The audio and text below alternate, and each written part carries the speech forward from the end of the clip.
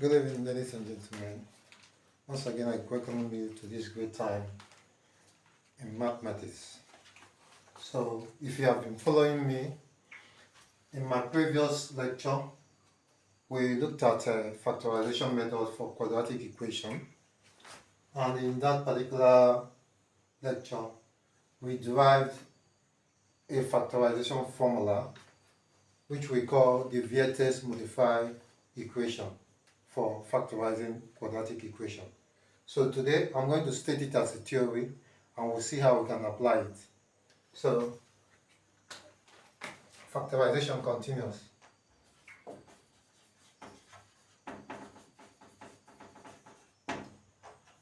So the theory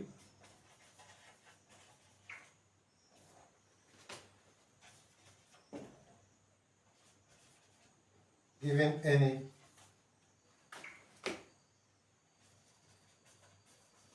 quadratic equation ax squared plus bx plus c equals to 0, there exists p if there exists p and q such that p plus q is equals to b, pq is equals to ac, then we must have the following consequence. Ax squared plus bx plus c is equals to ax plus p, ax plus q. 2, x is equals to minus p over a, or x is equals to minus q over a. So this theory is simply telling us this is what we call the Viete modified equation. In my last lecture, I mentioned that Viete modified equation. Some of you are familiar with it. So we proved this in my last lecture. So that once you are given any quadratic equation, if you can find two numbers p and q, so that when you sum them you have b, and if you multiply them you have the multiple of it will be equal to ac, then automatically that quadratic equation can be written as these two factors. Also, if you wish to solve for the root of that quadratic equation, we say that we can have it to be x equals to minus p over a, or s equals to minus q over what? A. So now with this theory we are going to apply it to solve this problem. Okay, now we'll begin with problem 1, which is solution. We are solving for 2x plus 5x minus 12 equal to 0. Okay. Now, observe that from this, comparing it with this, by implication, it therefore implies that our a is equals to 2, our b is equals to 5, and our c is equals to minus 12. Remember, we are solving by factorization. Okay? Now, like I said before, first what we need to do, we look for these two numbers, p and q. Now the question is now, how do we look for these two numbers?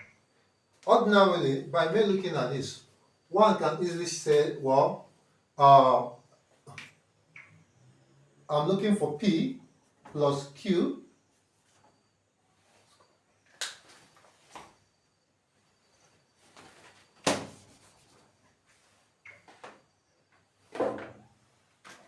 plus q, which is equals to b, and for me our b is 5, p times q, which is equals to ac.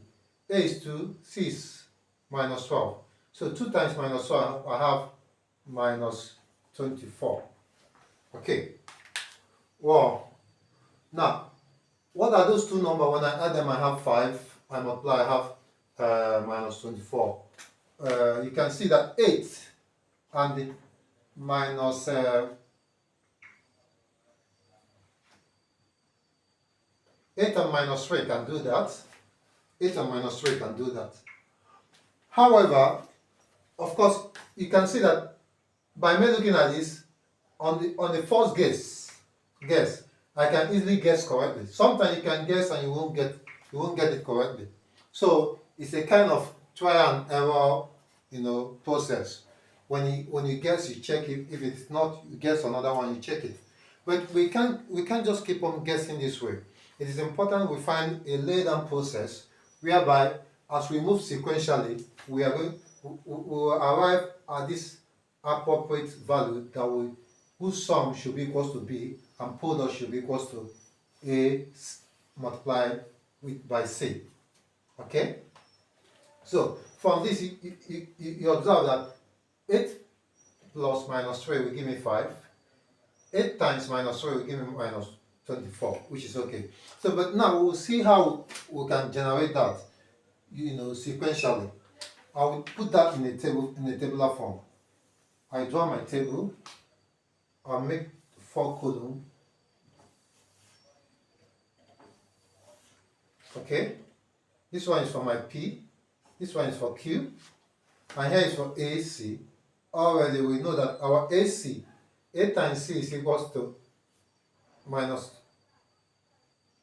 24. I have it minus 24. Then here is my A plus B. P plus Q. Of course, P plus Q is equals to 5. Okay. But now we don't know that value P and Q that will satisfy this, equations. So now, the first thing I do is that I'll divide this. I'll look for the smallest number that can divide 24. What is that smallest number that can divide 24? Of course, it's 1.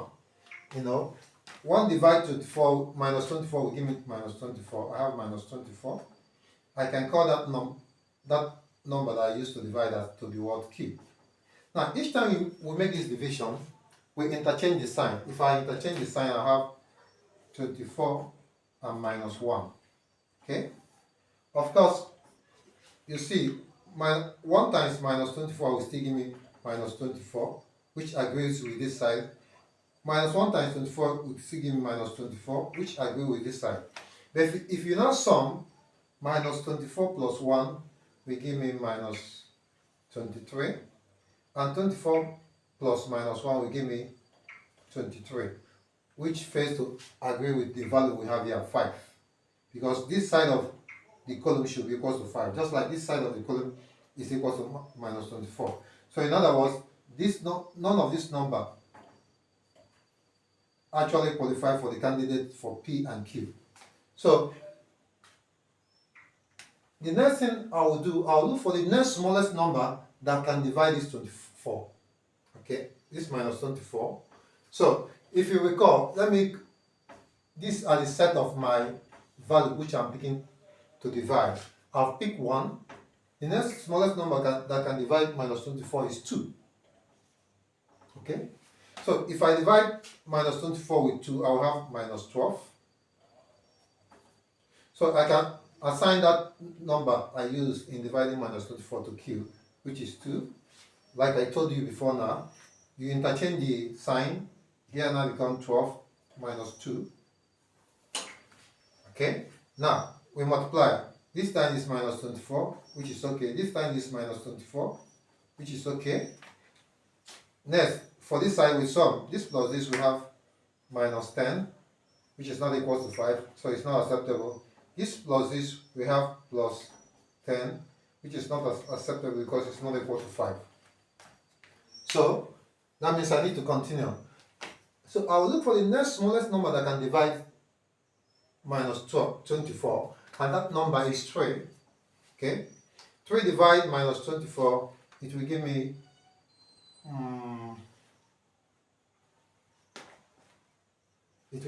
minus 8. Okay, so give me minus 8. I take that number to be q, which is 3. Okay, so you interchange again, you interchange the sign, you have 8 and minus 3. Okay, so 3 times minus 8 give me minus 24, and then 3 times 8 give me minus 24, which agrees here. Now, over here we cross check. This plus this give me minus 5. What we have here is 5, it's not minus 5, so this doesn't follow. This plus this will give me 5. Okay, you can see here is minus 5, minus 24, which agrees with it, and here is also 5, which agrees with this.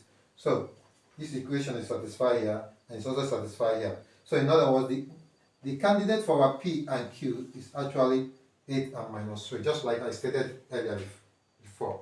Okay, now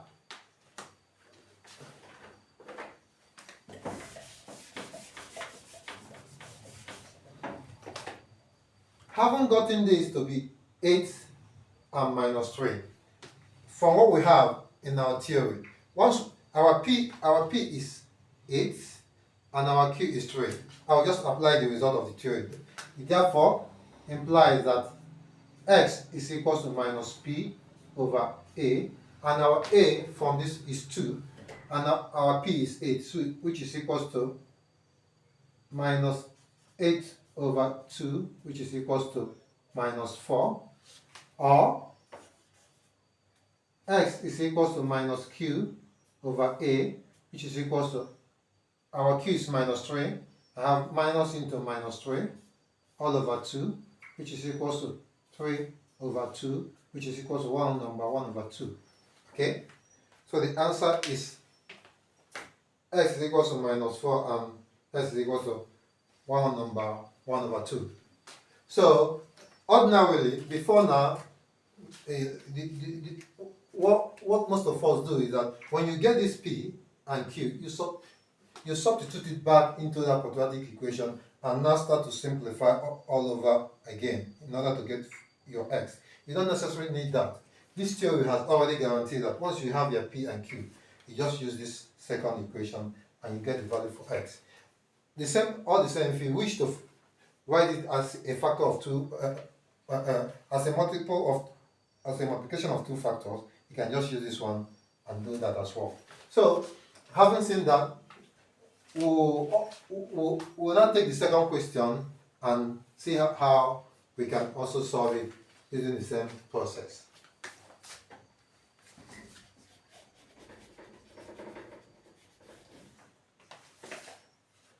Okay? The number 2 question is, we are solving solution 1, solution 2. We are solving for x squared minus 3x minus 28 equals to 0. From here, it therefore implies that our a is equal to 1, our b is equal to minus 3, and our c is equal to minus 28. Okay? So, what do I do? Now I put up my table.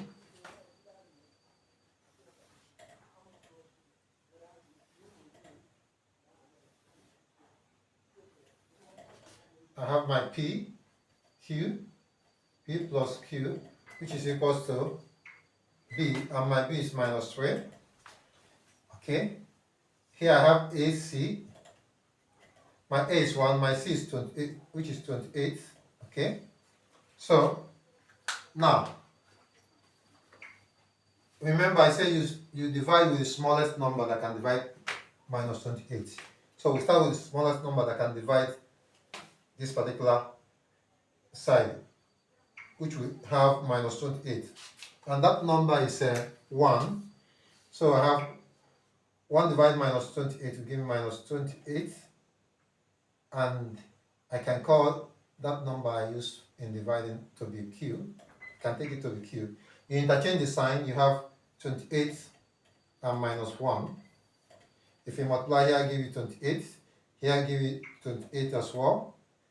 If you add up, you have minus 27 and you have plus 27, which is not acceptable because it's not equal to minus 3. So you think of the next smallest number that can divide 28. 2 can divide 28. 2 divide minus 28, you have minus 14. So you can take this to be 2. Interchange, you have 14 and a minus 2. 2 times this, you have minus 28. 2 times this, you have minus 28. Minus 14 plus 2, you have minus 12. 14 plus minus 2, you have plus 12. Okay, you can see none of this number is equal to minus 3. Okay, so now the next number, the next smallest number that can divide, okay, we've divided with 1, divide with 2. The next smallest number that can divide 28 is, can 3 divide 28?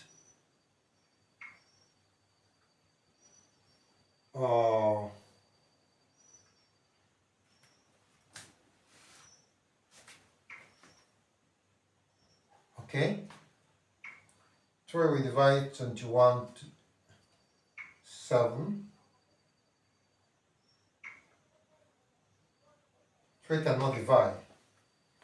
3 cannot divide this. Now, can 4 divide 28? Can 4 divide 28?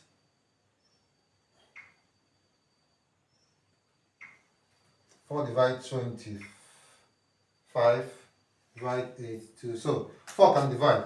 4 divide 28. So you see 3 cannot divide. The next number that we divide is 4. When 4 divide 28, you have 4 divide minus 28, you have minus 7 and the 4. Okay, you interchange the sign as usual. You now have plus 4.